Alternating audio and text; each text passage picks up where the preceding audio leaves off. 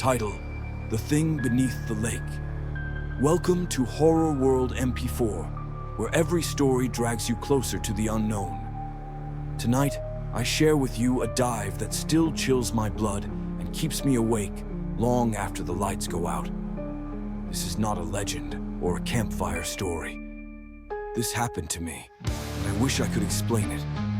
I was assisting the local police on a recovery dive after a late-night party ended in tragedy. A young boy had gone overboard without a life jacket. The lake was deep, cold, and treacherous, requiring a special gas mixture to avoid blackouts. I followed every protocol, constant contact with my diving partner, careful monitoring of my computer, slow descent into the black heart of the lake. Reaching the bottom took only minutes, but coming back up would demand patience, staged stops, and absolute focus. The water pressed in on me like a living thing, the darkness swallowing every sound except the hiss of my own breath. Visibility was nearly zero. My partner and I split up to cover more ground, each of us vanishing into the murk with only a faint glow from our lamps. 5 minutes later, I found him, a figure standing upright on the silty floor. At first I thought it was my partner, but as I swam closer, my heart stuttered. It was the boy. His body stood perfectly still, buried in mud up to his shins, his face pale and unbroken, as if he had just stepped into the lake moments ago. No swelling, no discoloration, no sign of decay. He looked alive. I secured the recovery line around his torso and began my ascent, letting the rope trail behind for the surface team. But as I reached my first decompression stop, something impossible happened. The line shuddered and tightened, spooling out at a speed that made my reel scream. I had stopped moving, yet the rope continued to uncoil, faster and faster, as though something far below was hauling it down with monstrous force. 300 meters of line vanished in seconds. I grabbed it instinctively, a reflex I regret to this day.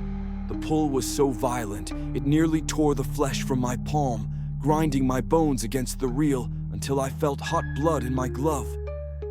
I fumbled for my knife, desperate to cut free before it dragged me into the blackness, and with a final surge of will, I slashed the rope. The tension snapped, and the reel spun out of my grasp, disappearing into the void with a hiss that echoed in my skull. For a heartbeat, the force alone felt strong enough to snap my spine. I floated in stunned silence, my breathing ragged, every nerve screaming. Logic tried to explain it. Hallucinations, nitrogen narcosis, a freak current. Divers have seen strange things when the mind begins to bend. I've heard stories of fish with human faces, of phantom tentacles brushing against masks. Maybe my mind was playing tricks. Maybe. But when I finally surfaced, hands trembling, blood dripping into the water, the evidence refused to vanish. Deep cuts scored my palm, the skin burned as if from friction, and the doctor who treated me confirmed what I already knew. These wounds came from something real, something that had gripped that rope with unimaginable speed and strength. And the boy. His body remained at the bottom, perfectly still, the line I had cut drifting down toward him like a silver thread. I can't decide which truth is worse, that he somehow seized the rope himself, or that something else, something far stronger and faster than any human, took hold of it to pull me back into the depths. Even now, when I close my eyes, I can feel the phantom tug on my hand, urging me to descend once more. This is Horror World MP4. If this story sent a chill crawling down your spine, subscribe now to follow the next terrifying descent into darkness.